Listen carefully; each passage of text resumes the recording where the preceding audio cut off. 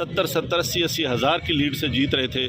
ہم نے ان کو ہروایا ہے اور ان کے اوپر جعلی مورے لگا کے سب کو ہروایا. کمشنر صاحب جب جعلی مورے لگ رہی تھی اس وقت آپ نے کسی سے کہا کہ یہ سب کچھ ہو رہا ہے، غلط ہو رہا ہے، اس کو روکا جائے؟ دیکھیں میں یہ ساری اس غلط کاری کی ذمہ داری اپنے اوپر لے رہا ہوں اور ساتھ آپ کو بتا رہا ہوں کہ جو چیف الیکشن کمشنر ہے، جو چیف جسٹس ہے، وہ بھی اس کام میں پورے شریک. کمشنر کس کے کہنے پہ سب کچھ ہوتا رہا؟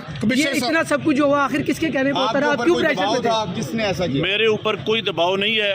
میرے باپ دادا بھی انگریزوں کے خلاف اور سکھوں کے خلاف جنگیں کرتے رہے ہیں، لڑتے رہے ہیں یہ ملک بنانے کے لیے. اب میں اس ملک کو توڑنے کا حصہ نہیں بن سکتا. کمشنر صاحب آپ نے راولپنڈی کی بہت بڑی خدمت کی ہے، آپ نے بڑے بڑے میگا پروجیکٹ میں 24 گھنٹے کام کیا ہے.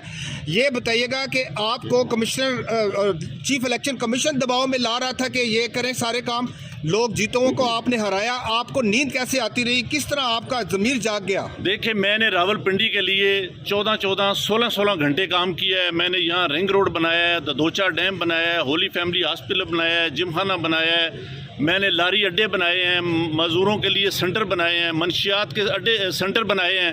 سب کچھ میں اپنے ملک کی بہتری کے لیے کرتا رہا ہوں، لیکن آخر پہ میں نے جو اس ملک کے پیٹ میں چھرا گھونپا ہے مجھے وہ سونے نہیں دیتا. میں یہ سکون کی موت مرنا چاہتا ہوں.